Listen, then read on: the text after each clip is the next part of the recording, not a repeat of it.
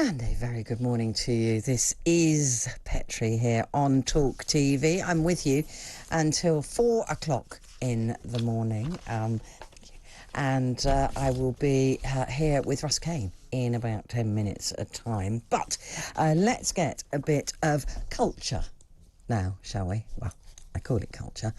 We're going to be talking to, or I'm talking to Chris Grace, who's an actor and screenwriter, and Ali Reid, who is a producer, a show producer. And we're talking about a fringe improv, right, which are the cleverest thing, I think, called Shamilton, which is based, of course, on Hamilton.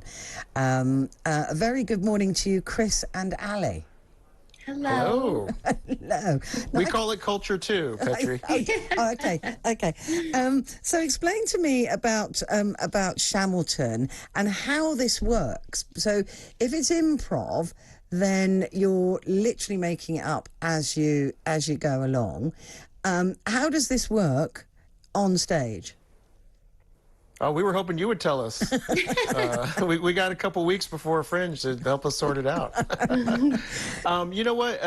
Improv shows, the way we approach them, they kind of end up being more like sports in a way, where we will rehearse. We have some general principles that we learn to sort of work with each other. But the whole thing is improvised. We don't really pre-plan like even the general arc of the show or anything like that. A lot of it is just about knowing Hamilton, right, knowing what kinds of scenes happen in Hamilton. So, for example, in Hamilton, there's these rap battles that are arguments between the cabinet members of the U.S. Executive branch. And so there might be something like that happens in our show if it's appropriate for the night. Like if there's a moment where we think, hey, this might be a good time to have a philosophical debate about something in the form of a rap, and maybe instead of it being about, you know, the southern versus northern economies in the, you know, colonial America, maybe it's about, you know, what kinds of frozen yogurt flavors we like more than the other or something like that. The really important stuff. Yeah, I mean, the stuff that really matters is what we focus on. Obviously. And Ali, if you're the show's producer, that's a bit lazy, isn't it? I mean, what do you actually produce when the actors are just making it up? Well, I think facilitating the actors is a great thing that these producers and we all do together. You know, coming together and making sure that we're all up to date on the people that we might get as a suggestion of who we will do our Shamilton about is a big job. Making sure we know who is popular now here in the United States, but also in the UK and around the world, to make sure we can showcase our talents to, you know, a wide variety of people. And what happens if you do get somebody you've never heard of? Mm-hmm. You know, like a Jacob Rees-Mogg? yeah. I mean, it could happen. I believe we're talking about, we have done this before, where sometimes if we are totally stumped, we will even ask the audience a little bit, you know, hey, what's something we might know about the person, or where are they from, and that kind of stuff. But we are, like Ali said, we are doing a little bit of crash course on various names that might come up from the UK world that we don't normally talk about in our shows in America. Well, if you know anything about Penny Mordaunt and Liz Truss, that's more than we do in this country. So, you know, add those two names to our list, Ali. Got it. Yes. Never heard of them. It's all right, we haven't either, so it's completely fine. They're just in the race for Prime Minister, so who knows? Right. So, you would then, the performers then would go on. How many are in this show, actor-wise, performance-wise?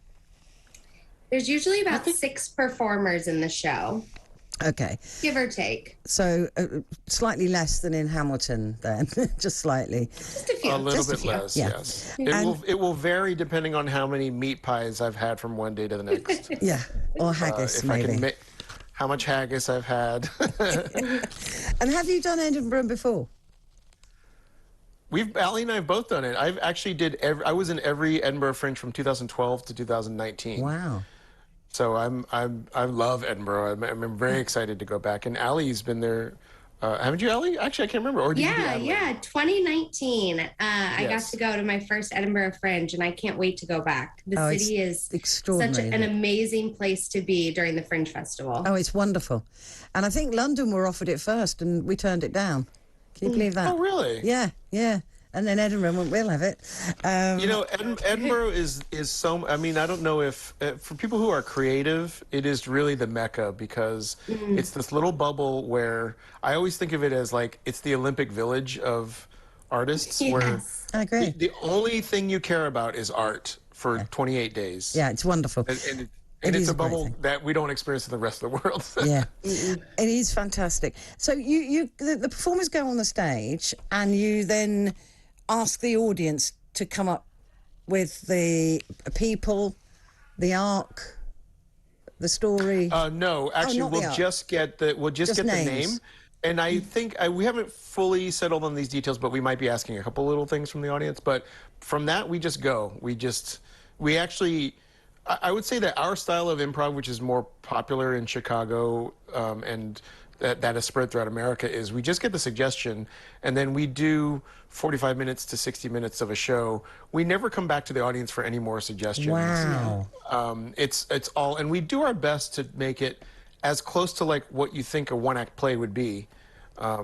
So we give ourselves that challenge, and I think part of that excitement of these shows is that it is a pretty high degree of difficulty. That's and hard. It's very hard.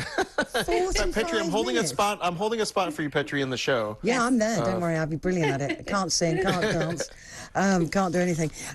But can you rap? Obviously, I mean, look at me. I mean, I'm the natural rapper. But that's the thing, isn't it? I mean, if you have to come up with a story on the spot, do you have a secret stash of stories that you'll use with any name? You mean like with this? No, we really don't. I think what we do have a stash of is a sense of sort of classical story arcs. You know, most things that are going to focus on one protagonist probably will be something like a hero's journey. Right. So we have a sense of what that's going to be like, and it's definitely informed by the way that Hamilton progresses. But we don't have like a template of like, here are 8 story templates right. that we follow. Okay, so every night so we're just watching some images of you working actually, but so every night or every show will be a completely different show. Yes. In fact, Wow. I would say that we often get this thing of like people walking out being like, oh, you know, sure, they improvise the beginning, but then they go into a song that they've pre-planned or whatever. That's what I would have thought. Yeah. Yeah. So we highly encourage people, not just for our ticket sales, but come more than once. Come the next night, and I guarantee, I mean, it will be so blaringly obvious that we don't have a plan. That is, but that is genius for ticket sales, though, as well, isn't it? Yeah. Yeah. Yeah. Yeah. So, Ali, has this been difficult for you to produce? Is it a hard one to get people to understand what it's about? You know, I think that Baby Wants Candy has been going to the Fringe since, when did you say, Chris? 2012? Yeah. That's when I joined, but I think they first went in 2005.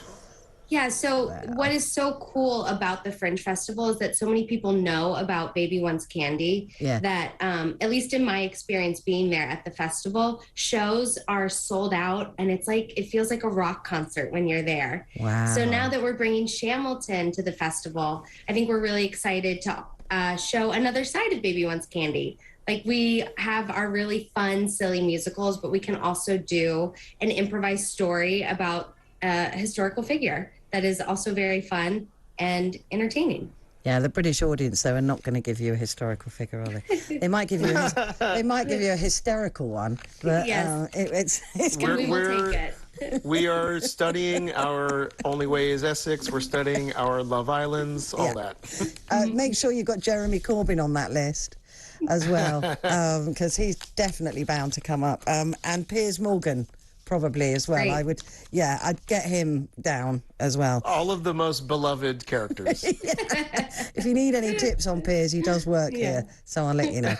Perfect. Okay, listen, guys, I wish you the best of luck with that. Let me just tell everybody, Studio One Assembly, George Square, Wednesday the 3rd till the Sunday the 28th of August.